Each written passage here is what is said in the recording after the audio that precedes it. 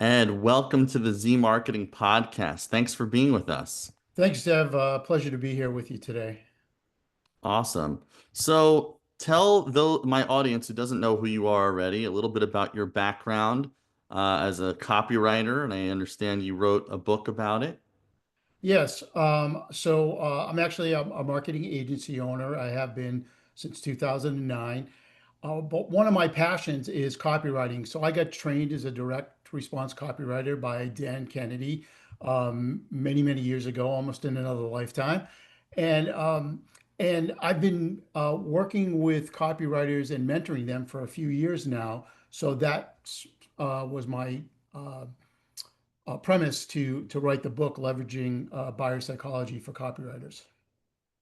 Amazing. I actually started out myself as a copywriter before I got into more like marketing strategy, social media, and Mhm. ultimately launched my advertising agency.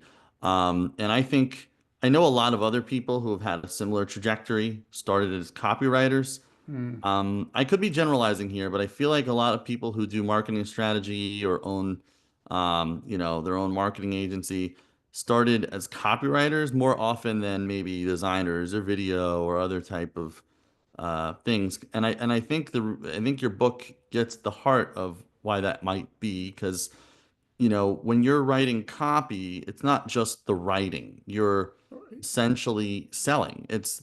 That's if you can do copy very well, you already. I always say the best copywriters are not great writers. When I started copywriting, I was great at writing. I had written many different kinds of things. I'd written manuscripts. A lot of creative people or failed authors who go into copywriting, but the best copywriters are actually people who know how to sell. Mm. Salespeople.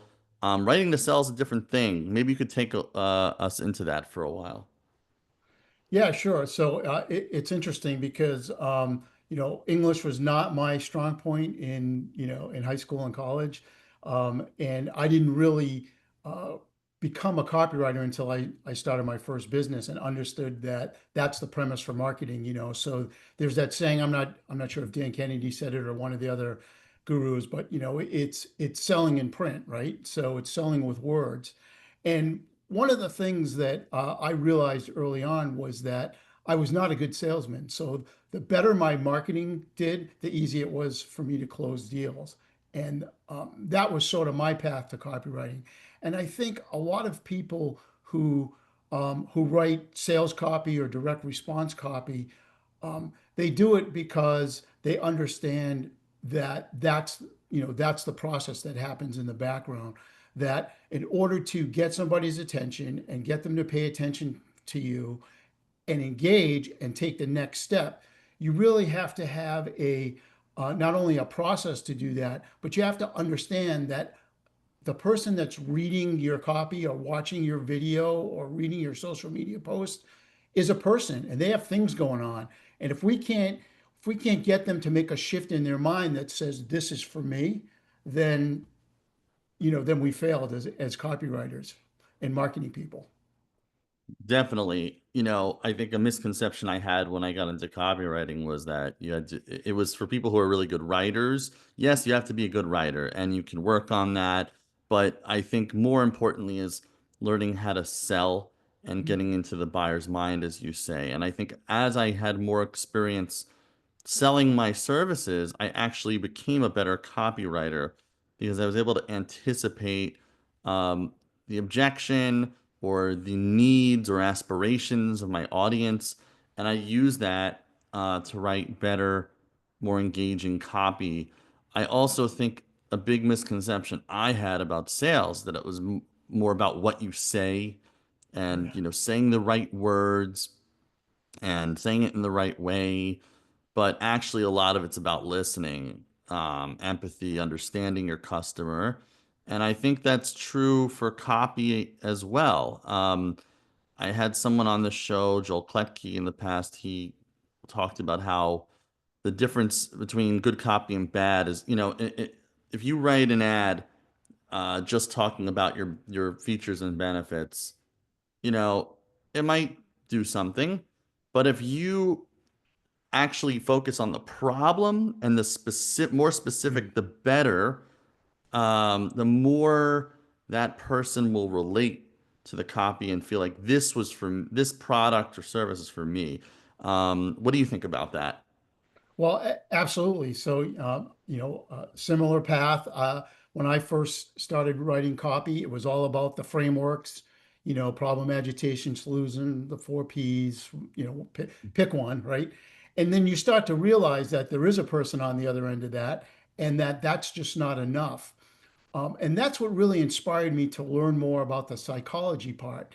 So that it's great to be empathetic and it's great to understand the problem, but you have to understand the problem as it's in your target audience's mind, right? So they're going through this buyer journey, and there's a lot of different iterations of that, but mine is pretty simple. It's desire, research, justification, and acquisition.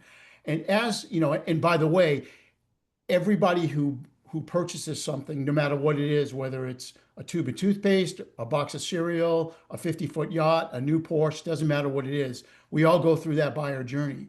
So the better you understand the buyer journey for your target audience, the easier it is to get them to say, I think this person can help me. I'm willing to take the next step, right? And so it's always just moving that needle incrementally. It's not put some copy in front of somebody and they purchase. There's a process that you have to take them through.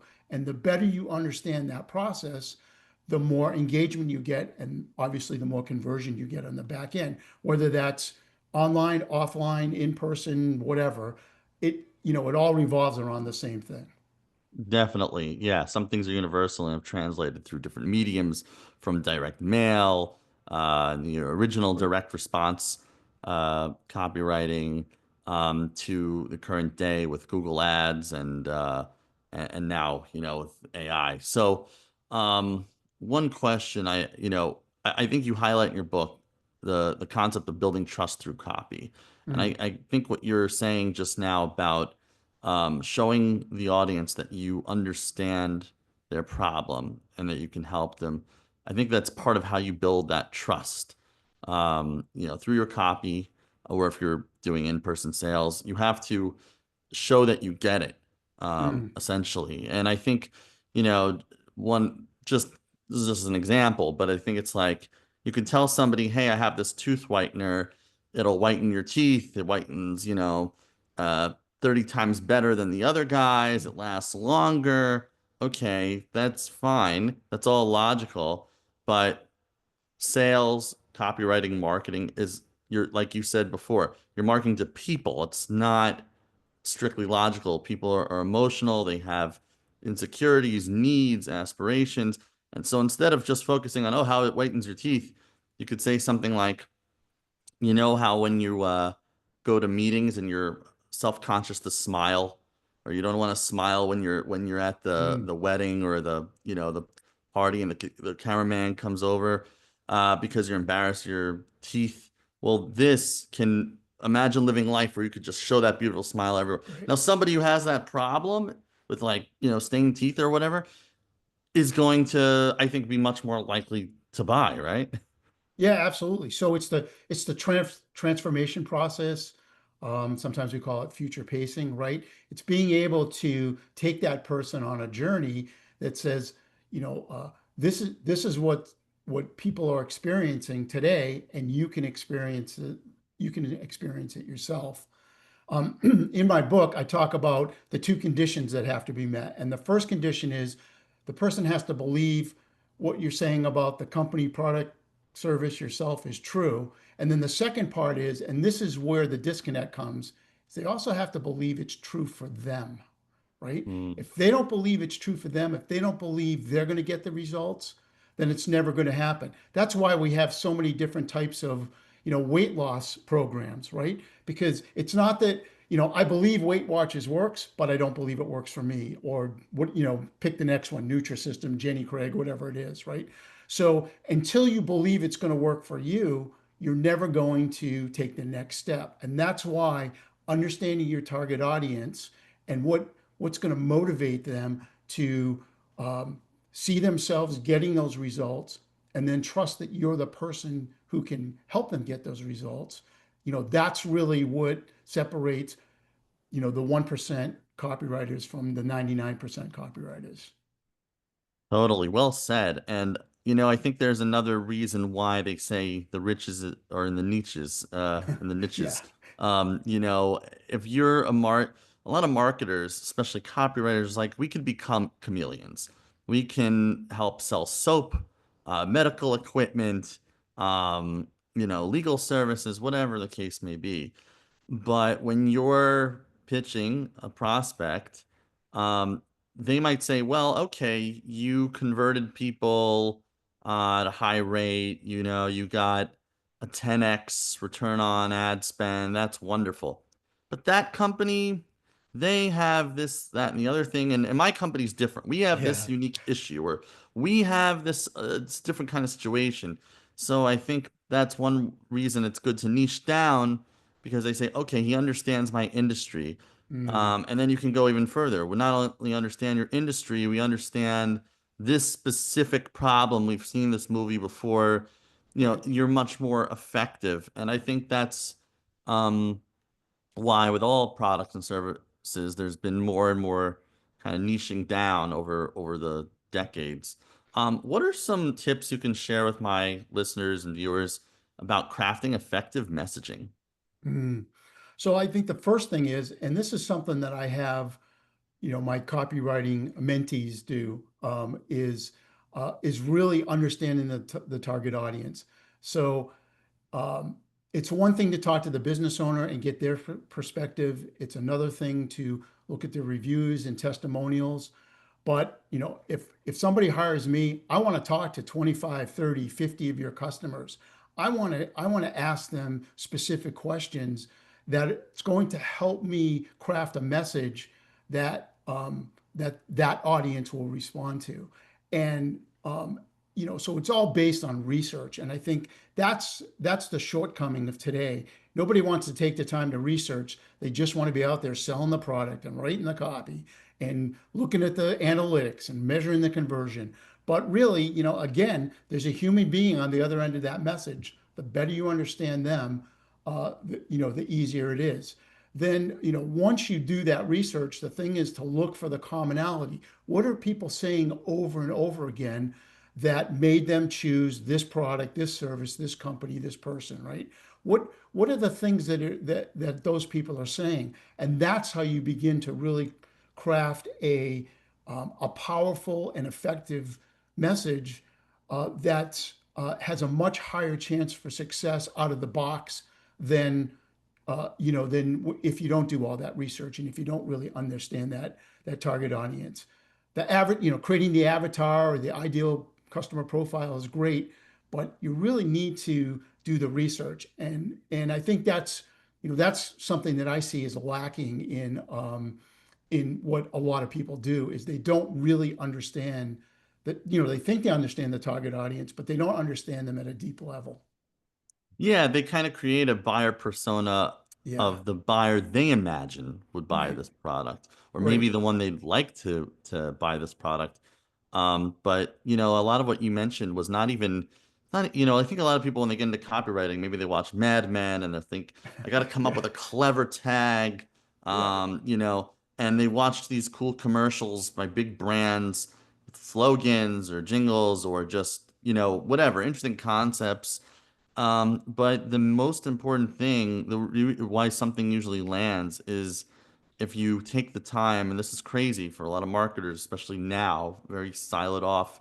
Mm, But you got to actually talk to the customers. You got to yeah, actually, or if not the customers, at least the on the ground salespeople, customer service people who deal with the customers every day.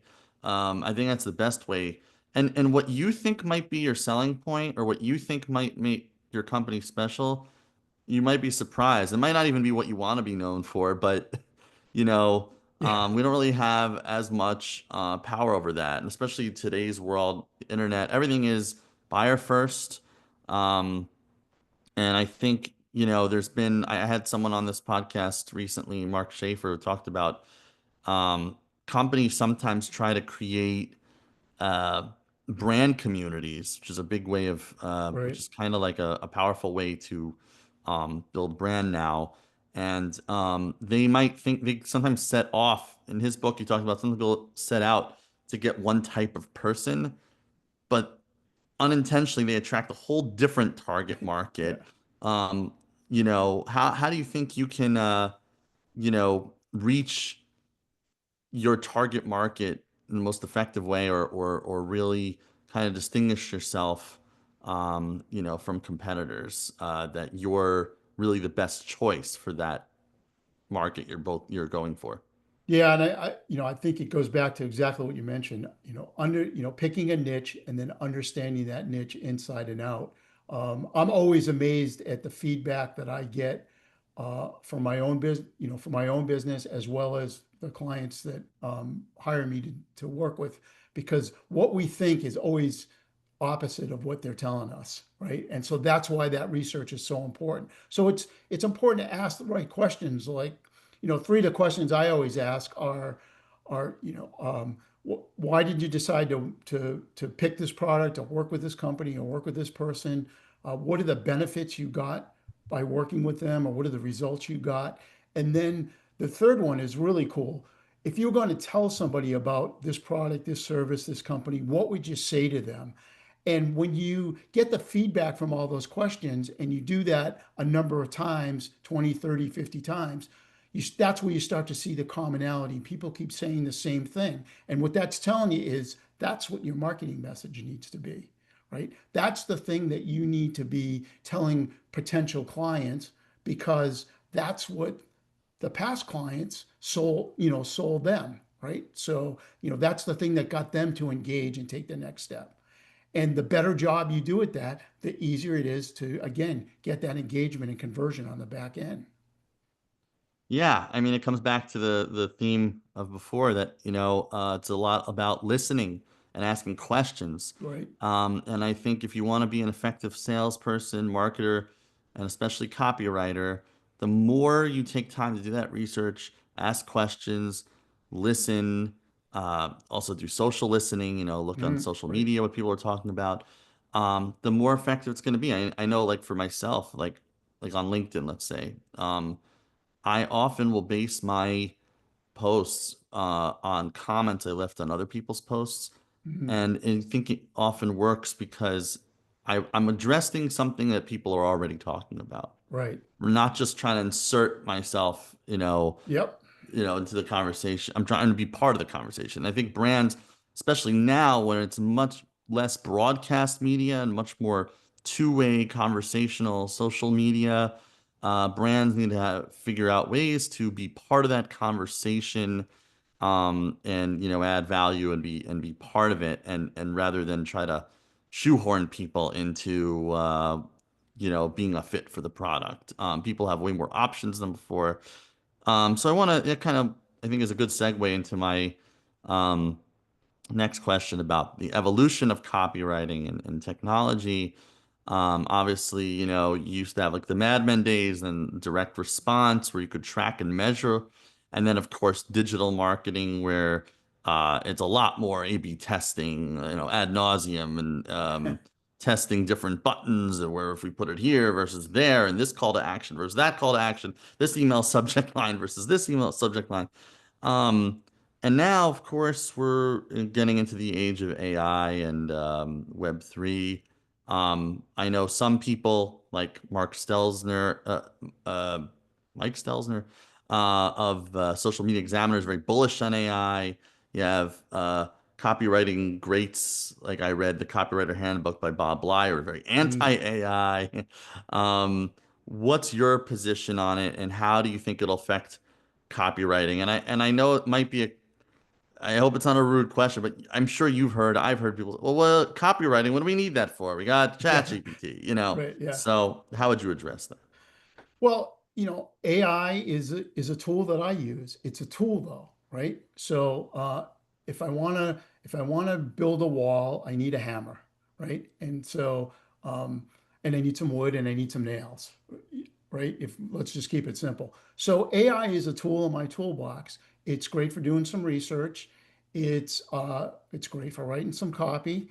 But what AI can't do is it can't ask the questions to the human and get the response, right? So it's really tough to, it can go out and research the internet for you, but it's not going to sit down and have a conversation with a client. And I promise anybody who's a copywriter who has not talked to their clients, the person they're writing the copy to, when you do that, it changes your perspective.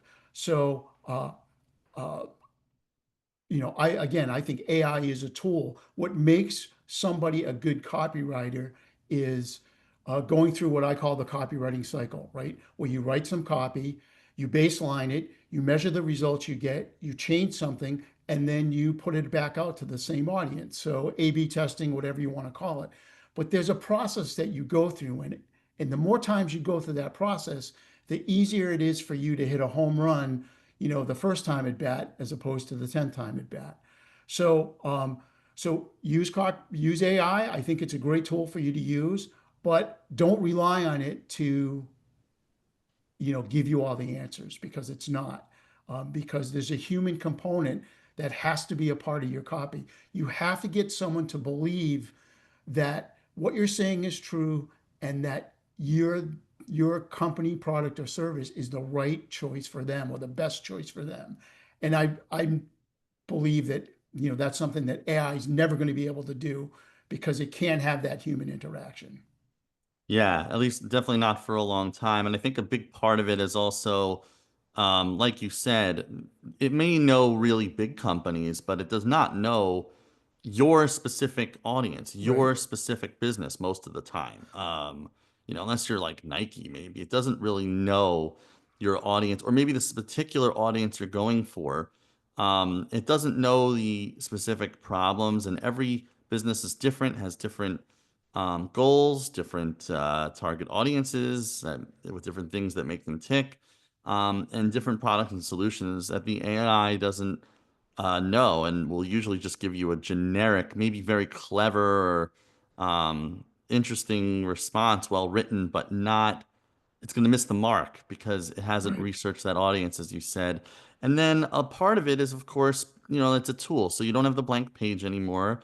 And you can be more like a creative director prompting and then, of course, tweaking it um, rather than just totally out of scratch. But I think just like design apps are better, much better in the hands of a designer, right, copywriting is also, you know, um, any kind of AI generated copy is better in the hands of a real seasoned copywriter right, because while it may read well, if anyone does it, it won't really redress the buyer's psychology and hit that mark unless a real copywriter um, who knows the audience is right, working with it. It might be just as well written, but or even less well written, but it will be more effective when an actual copywriter is doing it. But that means I think the lazy copywriters, the ones yeah. who don't do the research,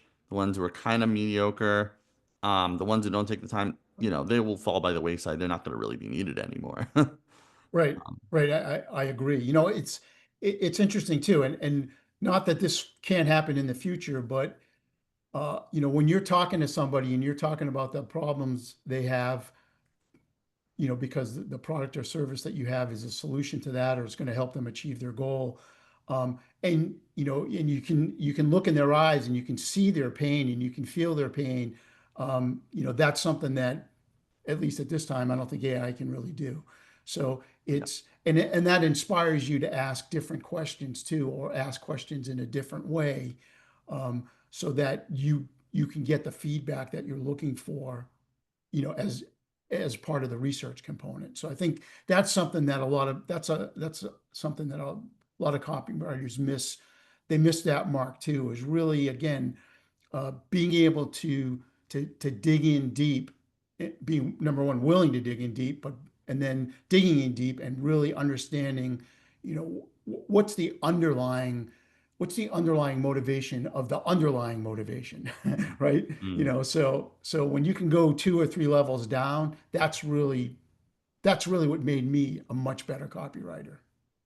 Yeah, the why behind the why. And that's a Right. Yeah. fantastic point about the human element there. And I think that's also why copywriters who just sort of just go, and this is a message to some of the Gen Z out there, not to generalize, but people who only communicate by email or messages, are also going to lose to people. Ironically, in the age of AI, I think you have an advantage if you're someone who's more human who will talk to people on the phone or Zoom or have a meeting, and get to understand people on that deeper level as you were just explaining.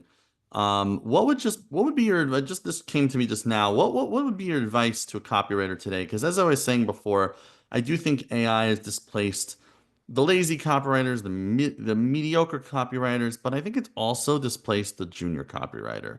Mm, I don't think I would, where I was when I started getting into my way into marketing was through copywriting. right. Um, and where I was 10 years ago, like, I don't think I would have had, I don't think my services would have been needed then. Like I would have probably not necessarily chosen a different career, but I would have certainly gone about it a different way.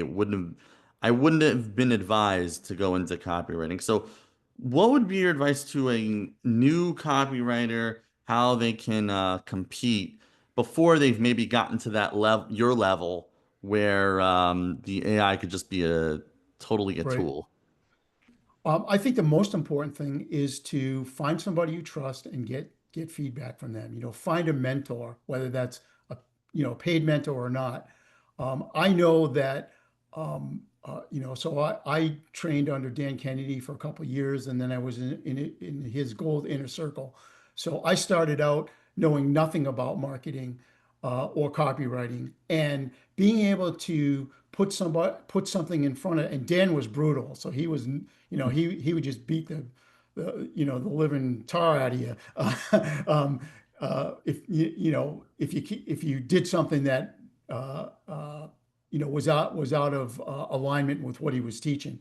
So I don't think you need somebody like that, but being able to get some feedback from somebody you trust and work with somebody on a regular basis, I think that's the most important, thing that you can do to advance your career and get up to that level, because it's very hard to go out to, let's say, the copywriting subreddit on Reddit, and say critique my copy, and then you have 12 different people who from 12 different backgrounds that you don't know any of them giving you advice. Well, is that good advice or is that bad advice? I don't really know. So I think finding somebody that you can work with and can help you, I think that's one of the best things to do. And by the way, those resources are probably available through organizations like SCORE or the Small Business Administration, where even if you need somebody to help you, because and you don't have the budget for it, I think you can, there's resources to do that.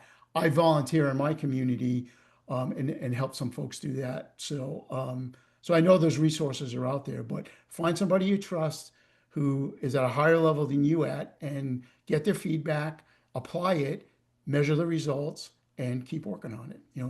It's just practice makes perfect, right? You can't learn to play tennis by understanding the rules, or pickleball, right? Everybody's playing pickleball now, right? You can't Yeah. just watch a video, learn the rules, and get out there and do it. You have to practice if you want to be good. Copywriting is no different, Totally, absolutely. And you got to learn the fundamentals before you can kind of right? break them now and then. And it's nice to have a conversation with an AI or something, but I've asked it questions and it will give me the exact opposite answer sometimes from Yeah, the first time. And you've got to, because it's going from all the different opinions that are out there. That's why I really agree with your approach of you know, finding a mentor for yourself, hmm, attaching yourself to an apprentice, like the old school apprenticeship. You got to yeah, find your copywriting Yoda. right. You got to find Absolutely, your yeah, whatever field you're in, your Yoda. Find the dojo. right. And I think that there are a lot of resources out there, including yours, which I would love you to share with my listeners. But I think it's all about, you know, growing. Obviously, got to keep up with everything that's changing. but Mm. you've got to really start with a solid foundation in the fundamentals as well. Tell my listeners where they could find you, a little bit about, your book, your community, Yep. and where, people can connect with you. Yeah, so I have three things for you. Number one is if you want to learn about copywriting with me as your mentor, you can just go to copywritingmentor.com. Um, my book, Leveraging Buyer Psychology for Copywriters, is available on Amazon, Audible, Kindle, and paperback. So you can just Google Leveraging Buyer Psychology for Copywriters or go to leveragingbuyerpsychology.com. And then the last thing is I have a free guide. It's for consultants, but it talks a lot about buyer psychology and stuff. And it's called the Consultant Trust Factor, consultanttrustfactor.com. That's a free guide you can download, and it talks a lot about what we discussed today, Zev. The buyer psychology process and how you understand that your audience and how you can actually use what I call the trust transfer framework to start going out and doing some prospecting for you while you're doing things like networking and trying to get referrals. So those are three ways people can get in touch. Amazing. The three. That's also a great Absolutely. copywriter tip to always like give three That was no things. accident. I Right? figured. Yeah. Awesome, Ed. Thank you so much. Been such a pleasure. And I'm gonna My link all pleasure. that in the show notes. So listeners, watch viewers, just go look at the show notes and connect with Ed. Thank you so much. We'll talk soon. Take care. Bye.